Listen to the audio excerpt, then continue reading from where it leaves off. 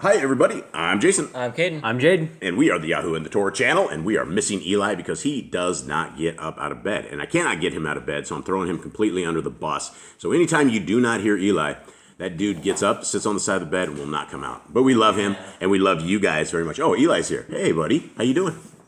Good. How are you doing? Oh, you're up? Roasted. You roasted? You heard us talking about you, huh? Yeah, we sit out here for quite a while waiting for Eli because he's my navigator. And so he's the guy that runs the top scriptures at the top. And so without him, it kind of goes haywire. All right, so how are you guys doing? Good. All right, so today we are in Revelations, and we are continuing on in Revelations. And I guess before this, let me take you guys to a little cool thing that we have right here. This is on the Yahoo and the Torah site. Since you guys are with us under Revelations, there is some amazing stuff right now, and this is more for teachers or people who are needing this text for other things. Now, the book of Revelations that we're completely reading right here, if you guys go to Scripture Source Downloads, there are 5 different, there'll actually be 6 formats when we are done with this.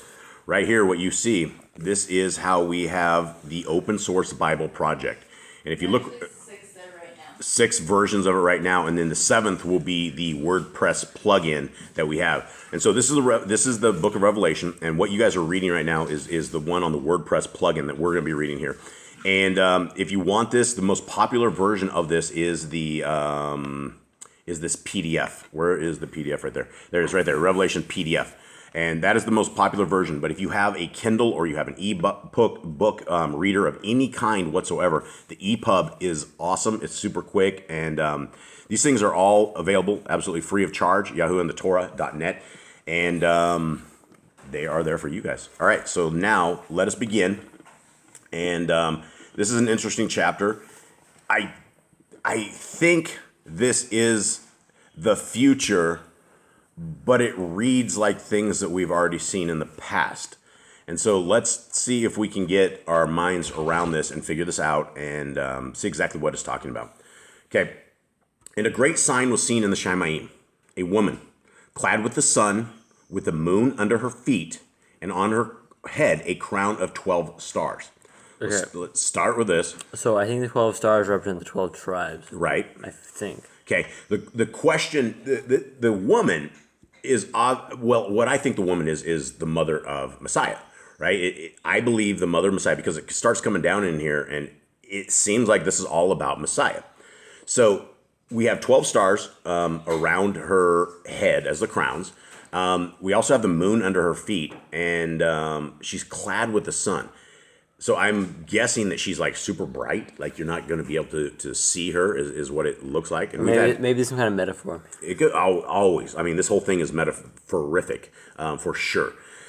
But again, that doesn't stop us from speculating on what exactly it is or what this would look like. And so what it looked like to John was it looked like a woman that was super bright, had the moon under her feet and 12 stars around her head. Okay, 2. And being pregnant, she cried out in labor and in pain to give birth. And another sign was seen in the Shamayim. And see, a great fiery red dragon having 7 heads and 10 horns and 7 crowns on his head. Okay, the last chapter talked about a woman being pregnant. She cried out in labor to give birth, right? She was giving birth. Obviously, that's easy. But then we see the next thing. We have a giant fiery red dragon with 7 heads, 10 horns, and 7 crowns on his head.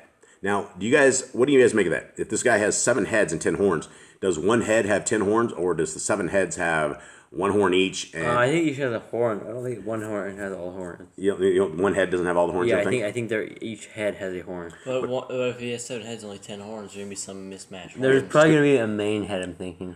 It's gonna look. They're gonna be like 3 on one side, 3 unicorns on or something. Yeah, or something of the sort. Okay, let's continue on. And his tail draws 1/3 of the stars of the Shamayim and throws them down to earth. Okay, let's stop before we can continue that. We know this story, right? 1/3 of the messengers of Yah fell with Hasatan, right?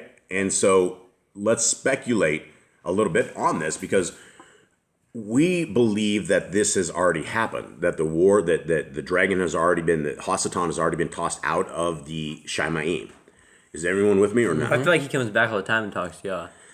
Well, there was a part that says after they kicked him out, they were unable to go back into the heaven. Right, so maybe he hasn't been completely kicked out yet?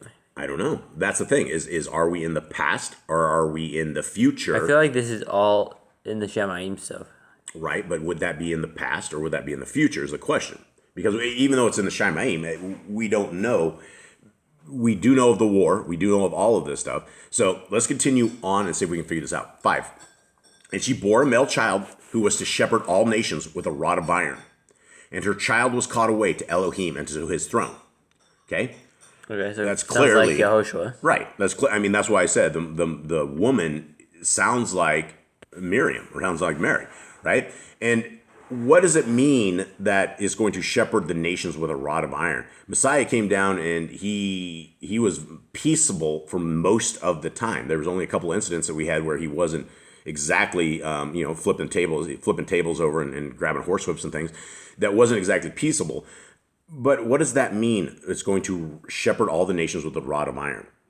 I think it's like going to keep like a firm grasp on the sheepfold, right? It's going to keep like a solid watch over them. Yeah, and that's our leader. Messiah Yahushua is our leader, and that is who, when he comes back, he's coming as a man of war.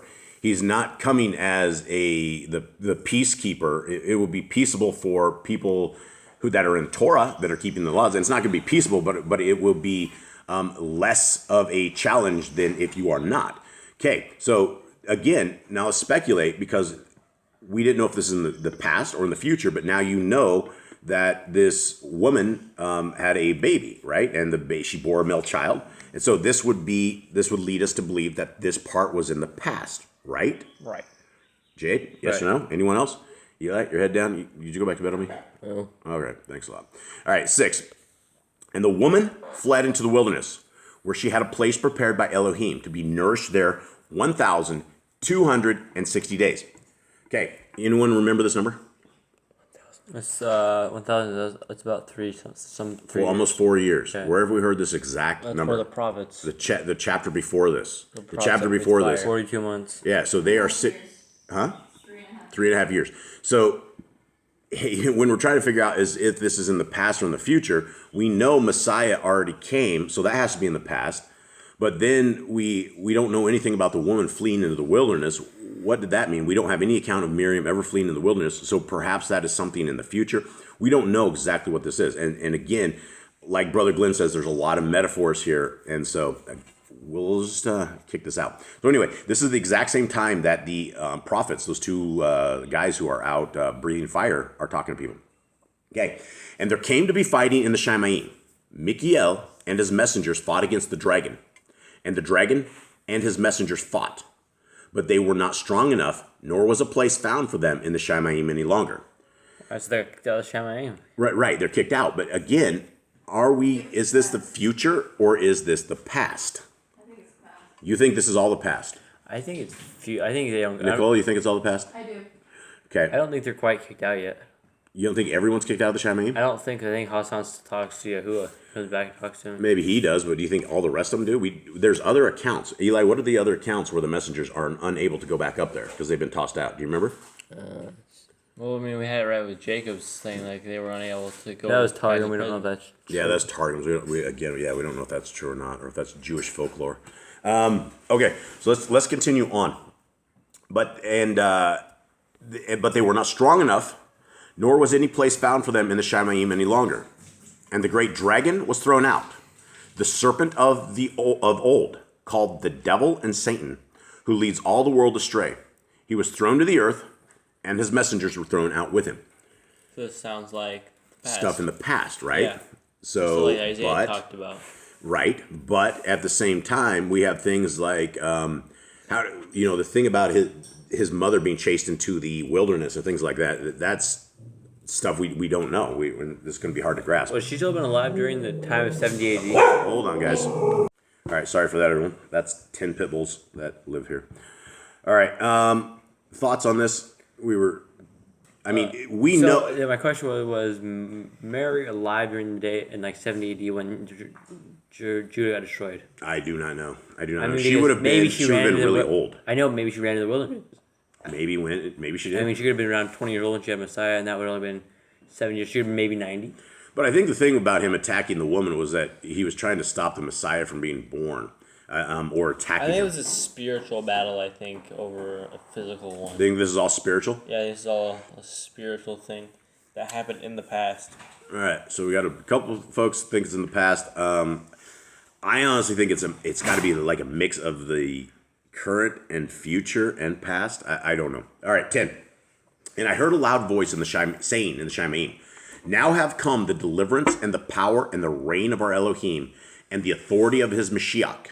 For the accuser of our brothers who accused them before Elohim day and night has been thrown down. Okay, so what do you guys make of this? Right? If do you think Hasatan is still able to get up into the Shamaim to talk to Yah? We know that in Job he's able to. Yeah, Job was one of the oldest books that they know of. They don't know when that was done, but it was like one of the older ones. Okay, I don't know either. 11. I don't think we have any other conversations where like Hassan goes to Yah and is like, hey, your servant's better than like Isaac and Job. We do know that he was trying to sift Peter like flour, and then he came to Messiah Yahushua and was being asked either Messiah Yahushua or Yah to sift him like flour. Okay, 11. And they overcame him because of the blood of the Lamb and because of the word of their witness, and they did not love their lives to the death. Okay, so these people overcame because of the blood of the Lamb. So this is future. Is this in the future? That has to be the future. blood of the Lamb happened at Calvary. It happened when Messiah Yahushua was impaled and they killed him, and we got our Melchizedek priest. We got a perfect priest, and we got our perfect lamb sacrifice. So we got both of them. We got our priest and we got our sacrifice. The only way that that happened was by that. So maybe this is in the future. Future best, guys. I think future. Future. Everyone future? I think this is maybe already happened. Maybe he's talking about the time in 70 AD. You think 70 AD? Maybe. Okay. Well, when it says word, and because of the word of their witness, the word is capitalized. What word? What are we talking about with word, Eli?